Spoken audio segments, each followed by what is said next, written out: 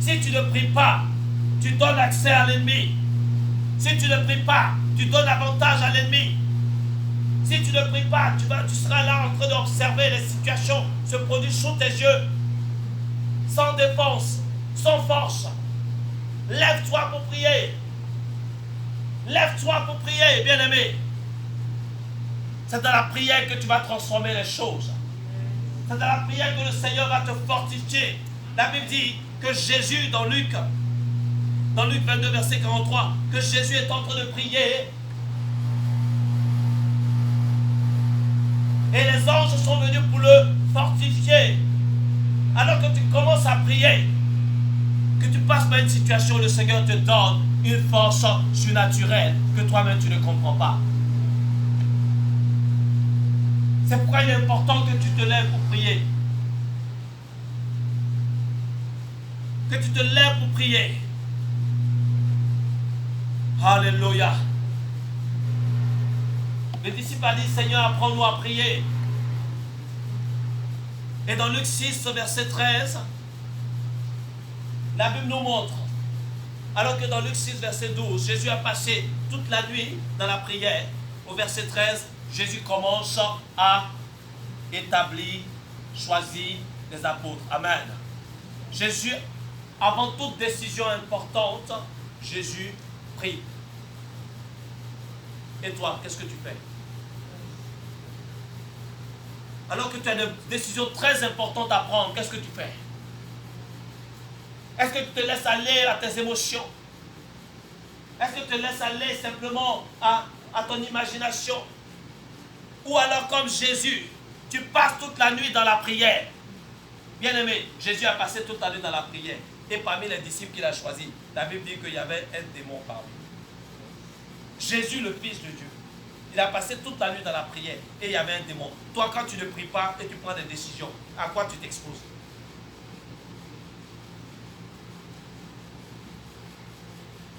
Jeune femme, tu veux te marier et tu vois simplement les yeux doux que le jeune homme te fait et tu ne prends pas le temps de prier. Et après, tu es surprise. Mais ce n'est pas ce qu'il m'avait dit. Ce n'est pas ce qu'il m'avait montré. Il me montre maintenant son vrai visage. Mais bien aimé, tu avais besoin dans la prière que le Seigneur te révèle son vrai visage. Avant de prendre les bonnes décisions dans la prière. Jésus, il ne faisait rien avant d'avoir prié. Même pour accepter un boulot, prie. Parce que ce boulot peut être pour toi une source de chagrin. Ce boulot peut t'amener à abandonner la main de ton Dieu. Si tu es trop attaché au boulot, quand on te dit, ici là on ne parle pas de Dieu. Ici, tu vas travailler même le dimanche. Ici, on te donne les règles. Et tu vois les règles qui ne correspondent pas à ta foi. Mais comme toi, tu voulais le boulot, tu es tombé là-dessus tout de suite sans avoir prié. Et après, on te voit plus à l'église. Et tu dis, mais c'est le boulot. Mais le boulot va maintenant ronger ta foi, ta relation avec Dieu. C'est pourquoi, avant de prendre toute décision, tu as besoin de prier. Comme Jésus. Le disciple dit, Seigneur, enseigne-nous à prier.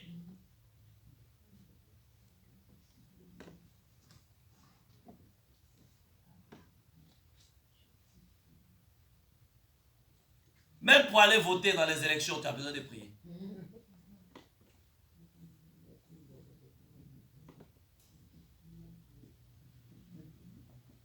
Parce que si tu ne pries pas, que tu mets ton bulletin dans l'urne, il ne faut pas te plaindre après. Quand on prend des décisions qui vont contre toi. Amen.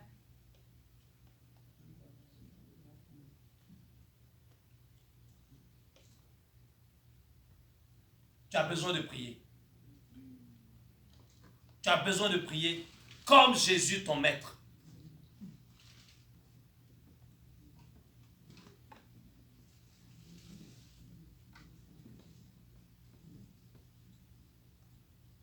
Vous voyez, ce n'est pas quelque chose de simple. C'est pourquoi avant même que le Seigneur commence son ministère,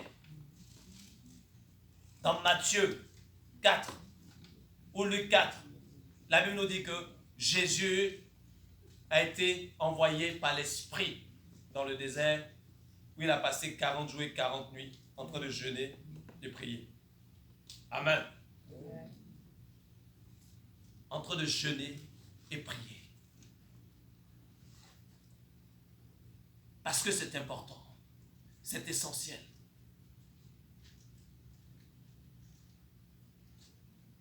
Ton désir de chercher la face de Dieu va t'amener parfois aussi à te détourner de la nourriture pour prendre du temps dans le jeûne et la prière, comme Jésus.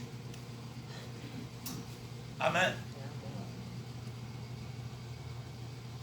Vous, ici en Amérique, vous avez beaucoup de nourriture. Quand tu vas quelque part dans un restaurant, tu dis, je veux juste un peu de riz. On te sert. Pour 3-4 personnes. Si bien que c'est difficile pour les gens de jeûner. Quand on parle de jeûne et prière, tu regardes les bons morceaux de poulet. Ou bien bientôt c'est le Thanksgiving. Voilà, tu regardes, voilà, la dinde. Ou tu regardes les morceaux de mythe. Tu dis, mais moi je ne veux pas laisser ça pour jeûner. Bien aimé, des fois, tu as besoin de mettre ça de côté. Regardez Anne, dans 1 Samuel 1. Ils sont allés au temple à l'occasion d'une fête avec son mari Elkana. Mais qu'est-ce qui s'est passé? Anne n'avait pas faim. Parce qu'elle avait faim de quelque chose que la nourriture ne pouvait pas lui donner. Non, entre nous, depuis que tu manges, qu'est-ce que ça a changé dans ta vie?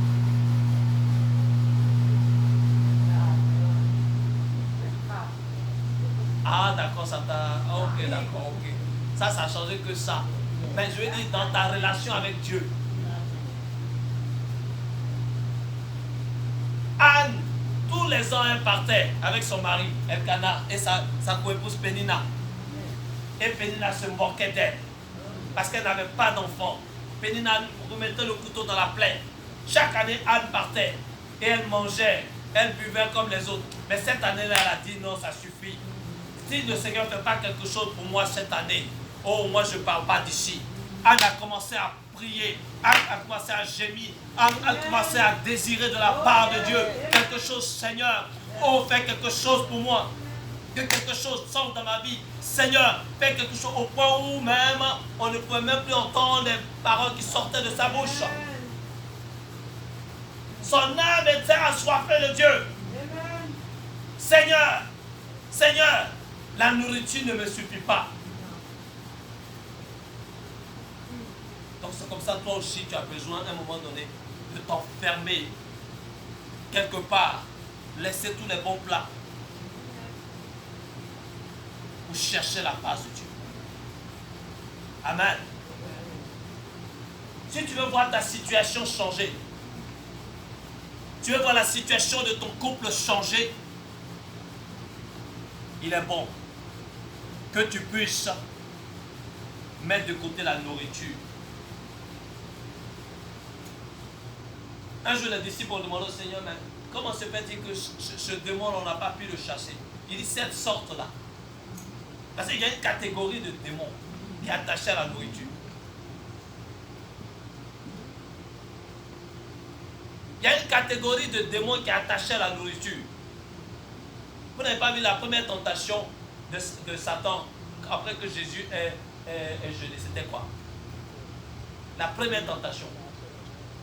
Il a dit à Jésus, transforme les pierres en pain. Le démon de la nourriture. Et cette sorte-là, tu as besoin de le sevrer. tu as besoin de lui couper toutes les ressources. Tu as besoin de l'affamer. Pour laisser ton âme s'élever devant Dieu. Pour que la situation change. Amen. Seigneur, apprends-nous à prier. Oui, la semaine prochaine, c'est Thanksgiving. Après, au mois de décembre, donc il y a Noël, il y a Nouvel An, sans compter les anniversaires, sans compter les baptêmes, sans compter les fêtes, les invitations en famille.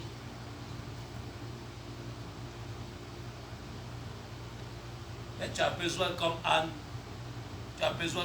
de t'isoler. Vous voyez, la Bible dit que Jésus, à un moment donné, il est allé dans un ensemble, il s'est retiré, il est allé dans un endroit, seul. Si tu aimes la foule, tu ne peux pas obtenir des choses avec le Seigneur dans la prière. Si tu aimes l'ambiance, si tu aimes toujours rester avec les gens en train de causer, en train de dire les choses, non. À un moment donné, tu as besoin de te retirer, de te mettre à part. Comme le Seigneur a dit à Élie, va et cache-toi. Je vous révèle un secret. Vous voyez, un couple, monsieur et madame, normalement, je dis normalement, la façon dont ils se parlent en public, ce n'est pas la même façon dont ils se parlent quand ils sont dans la chambre. Vous êtes d'accord avec moi? Vous êtes d'accord avec moi? Hein? Vous êtes d'accord avec moi? Ça veut dire qu'il y a des choses que tu ne peux pas vivre en public. À un moment donné, tu as besoin de te retirer dans cette intimité avec le Seigneur pour que le Seigneur te révèle des choses.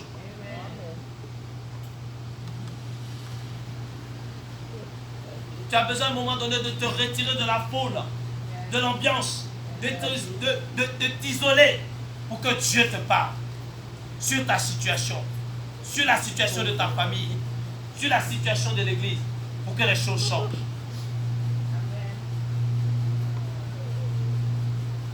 Tu as besoin de cela.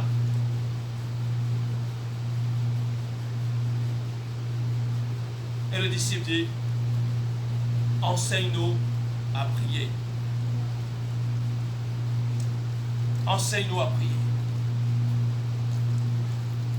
Et Luc 6, verset 9 dit, Luc 6, verset 9,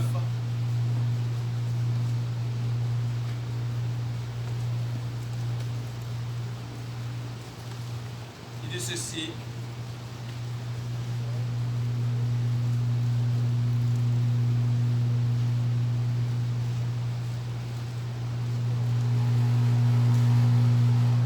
Matthieu 6, verset 9, autant pour moi, Matthieu 6, verset 9.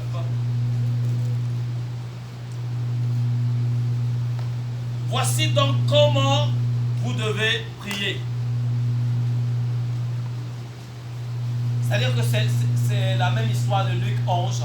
Hein. Ici dans Matthieu, on le prend sous un autre aspect.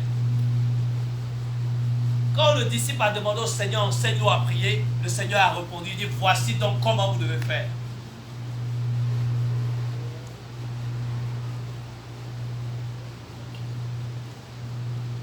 Et dans Matthieu 6,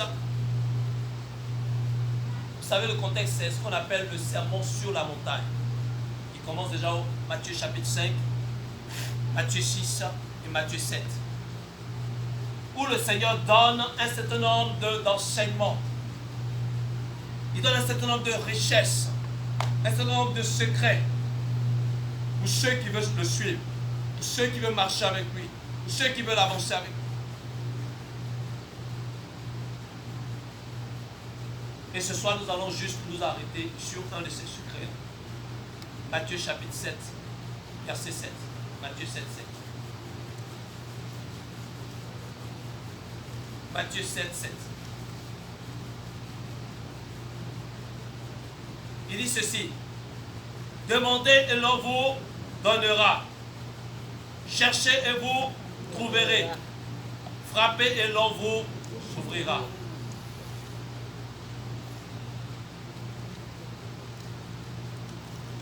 Amen.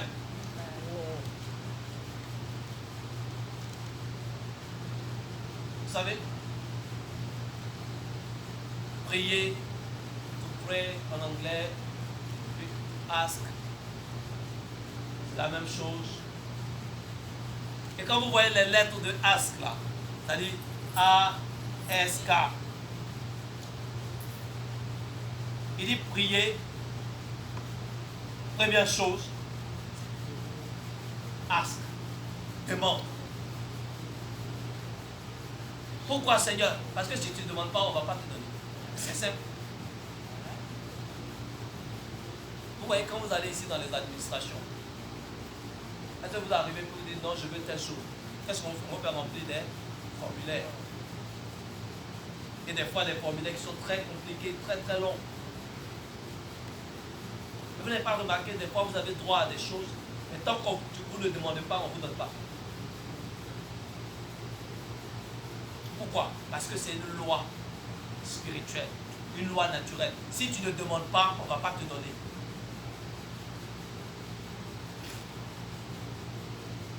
Et avec le Seigneur, c'est pareil. Il dit à ses disciples, demandez.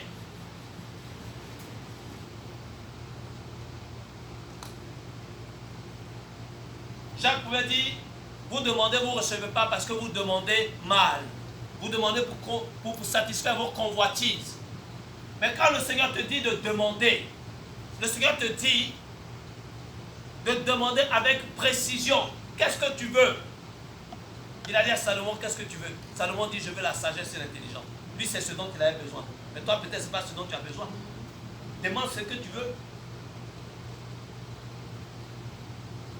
Salomon, David avait tout fait. Même pour construire le temple, même jusqu'à la petite aiguille, David avait déjà tout préparé. Salomon, il avait besoin de quoi? Il avait besoin de sagesse et d'intelligence pour pouvoir bien faire ce que David a préparé. Mais toi, ce n'est pas ce dont tu as besoin. Il faut être précis dans ta demande. C'est pourquoi par la suite il dit, quel est le père qui parmi vous, si son enfant lui demande du pain, il va lui donner une pierre. Ou s'il lui demande du poisson, il va lui donner un serpent. Soyez précis dans vos prières, dans vos demandes. Il faut que vous ayez, là on dit, Seigneur, apprends-nous à prier. D'accord, donc c'est très pratique. Il faut que vous ayez un cahier de prière. Qui a un cahier de prière ici? Il faut avoir un cahier de prière précis. Seigneur, voilà, je veux ça. Il faut noter. De sorte que quand le Seigneur exauce, tu mets devant exaucer tel jour. Quand tu rends témoignage là, tu sais sur quoi tu t'appuies. Sinon, tu rends toujours les mêmes témoignages. Il y a 20 ans, le Seigneur a fait ci. Mais aujourd'hui, le Seigneur a fait quoi pour toi? Il faut apprendre à être précis dans ta demande. Détaillé. Si tu veux une chaise, il faut décrire la chaise. Amen. Si tu veux une voiture, il faut décrire la voiture. Si tu veux une maison, décris combien de pièces.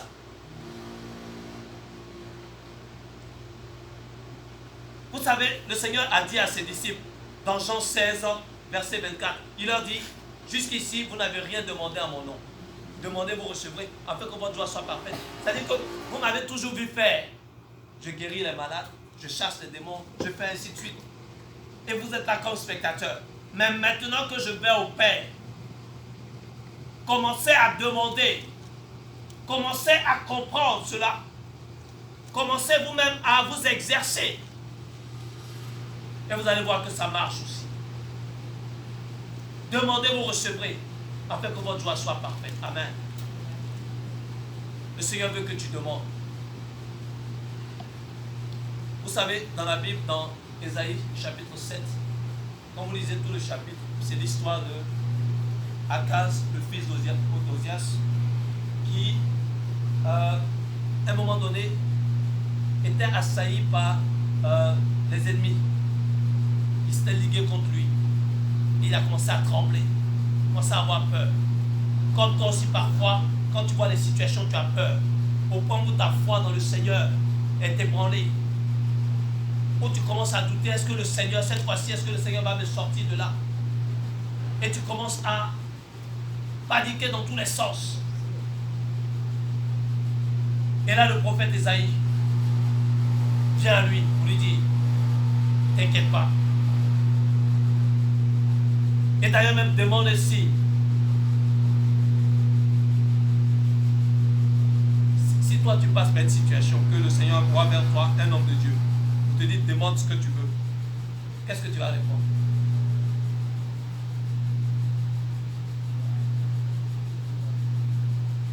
Ok. So,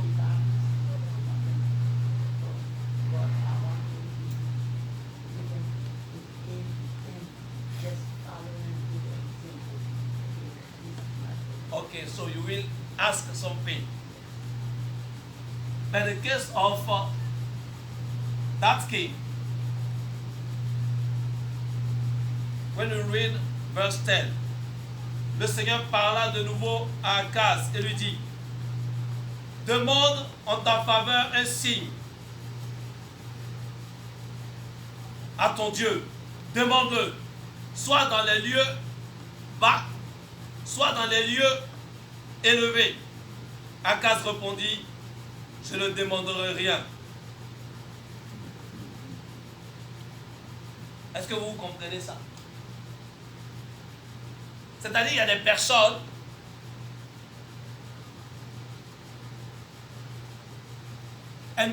elles ne veulent pas demander. Parce que peut-être elles pensent qu'elles peuvent arriver par elles-mêmes. Parce qu'elles pensent que par leurs propres efforts, elles peuvent faire. Le Seigneur te dit demande, tu dis non, je ne demande pas. Le Seigneur te dit la situation par laquelle tu passes là. T'inquiète pas. Expose-la moi, simplement. Tu dis non. C'est un peu comme quelqu'un qui passe par une situation, peut-être c'est une maladie, le médecin a dit c'est une maladie incurable, et tu te dis bon, par exemple, pourquoi j'ai prié pour ça? Je préfère ne même pas prier pour ça, pour ne pas être déçu.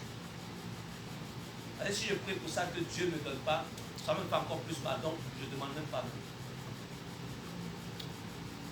Vous voyez ça, le piège de l'ennemi. Tu t'arrêtes sur la parole des hommes qui a dit que c'est incurable, c'est impossible. Ou bien peut-être tu as déposé un dossier dans une administration, on t'a dit que c'est pas possible. Et tu t'es arrêté là-dessus. Et le Seigneur te dit, ma fille, mon fils, demande-moi, confie-moi cela. Tu dis non. Je préfère oublier ça même. Et souvent quand on dit, est-ce que quelqu'un a un sujet de prière, tu ne donnes même pas le sujet que tu as à cœur, tu ne donnes pas. Et tu dis non, ça ne sert à rien. Ce roi-là, le Seigneur lui demande un signe. Il dit non, je ne demande pas. Mais que ce ne soit pas ton cas ce soir. Le Seigneur, en tant que disciple du Seigneur Jésus, il te dit demande. Parce que l'on donne à celui qui demande. Mais sois précis dans ta demande. Sois détaillé, sois clair.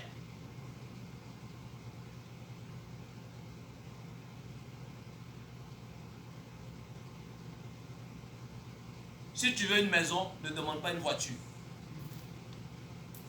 Sinon, tu vas dormir dans ta voiture.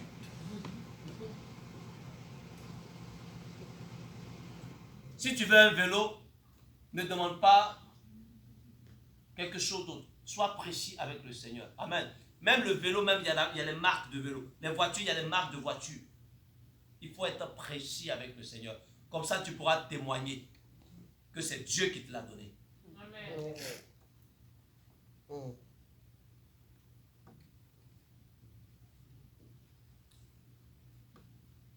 Alors ça, c'est le premier mot de... Ça, c'est la première lettre de ask. La deuxième lettre, c'est S.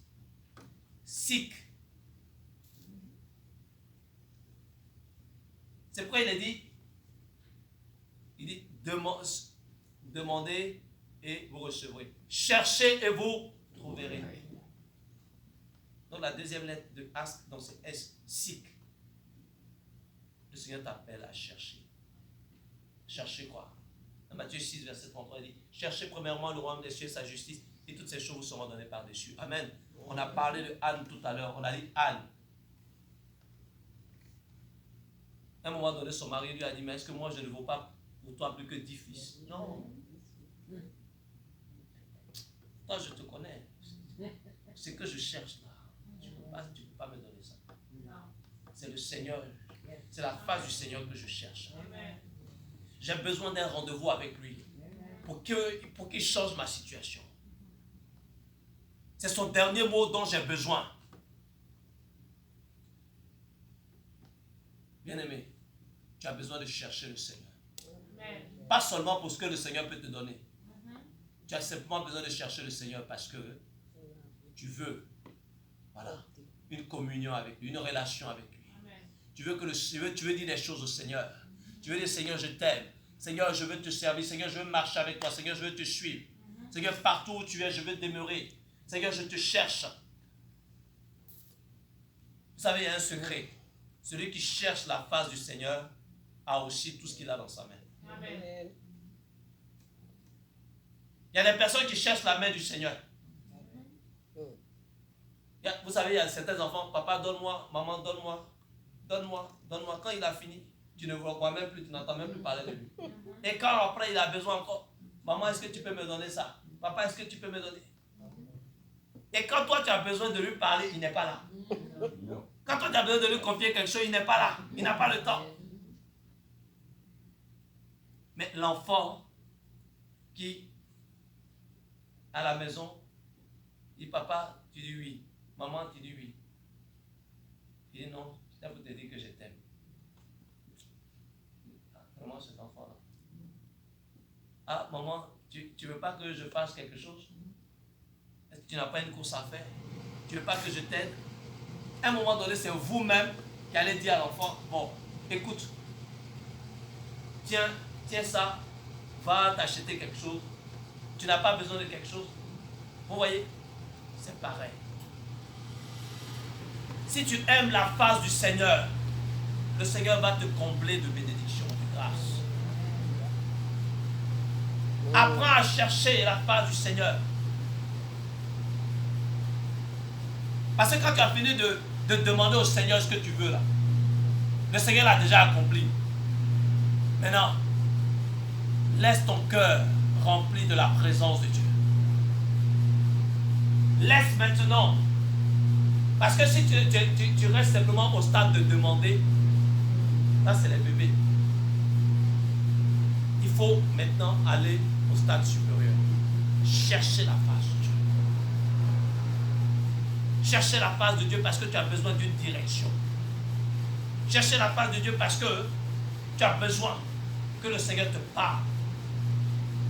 Chercher la face de Dieu parce que tu veux que les choses soient transformées. Amen.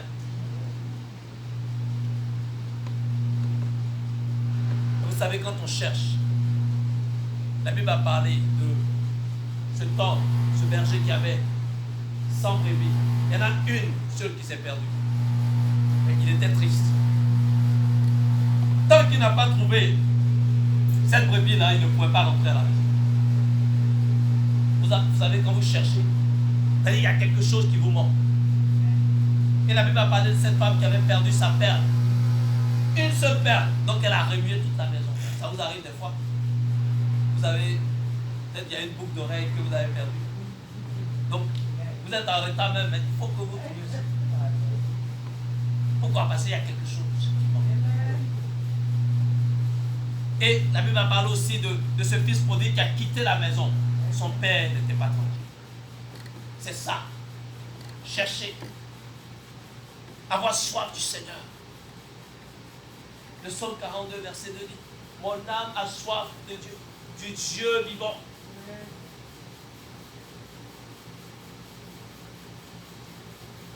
Si tu n'as pas soif de Dieu, tu as soif de quoi?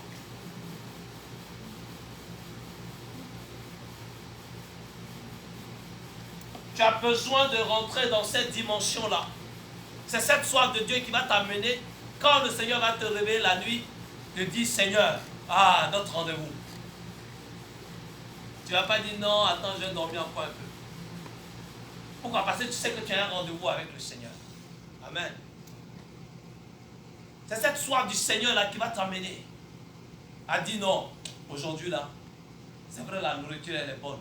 Aujourd'hui là, je vais rester dans la prière. Parce que tu cherches quelque chose de la part de Dieu.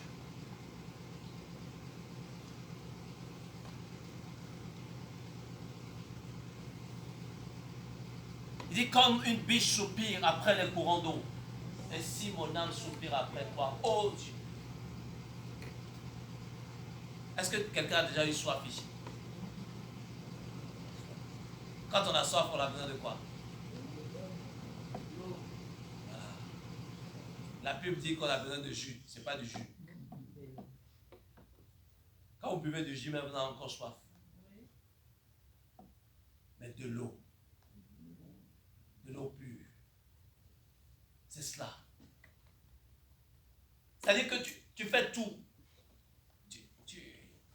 Tu manges, tu ranges la maison, tu achètes de beaux habits, mais tu sais qu'il y a quelque chose, il y a un vide, il y a quelque chose qui te manque. Et ça, c'est seulement dans la présence de Dieu, dans la prière, que tu peux être rempli. Amen. Amen. Amen. La soif de Dieu. Et la dernière lettre de ask, c'est quoi? C'est K. C'est knock.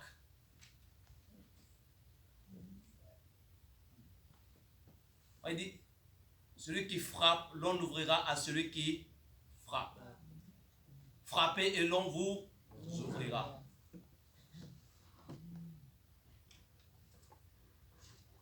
Vous savez, la Bible parle de cet homme-là qui allait voir un de ses amis. Pourquoi? Parce qu'il y a un ami qui était venu le voir et il n'avait rien à manger. Donc pour son ami, il allait frapper. Jusqu'à ce qu'il obtienne une solution. La Bible nous parle aussi de cette femme veuve qui avait affaire à ce juge inique qui ne craignait pas Dieu. Mais elle est allée à sa porte pour frapper. Fais-moi justice de ma partie adverse. Bien-aimé, c'est-à-dire que quand tu arrives à ce stade-là, tu es maintenant dans le combat spirituel. C'est-à-dire qu'on ne va pas te dire que c'est fermé et puis tu vas baisser les bras. Non, tu restes déterminé. Tu restes persévérant dans la prière. Tu restes persistant dans la prière jusqu'à ce que la porte s'ouvre. Amen. Et on parle de cet ami qui allait plaider pour son ami. Ça parle de l'intercession.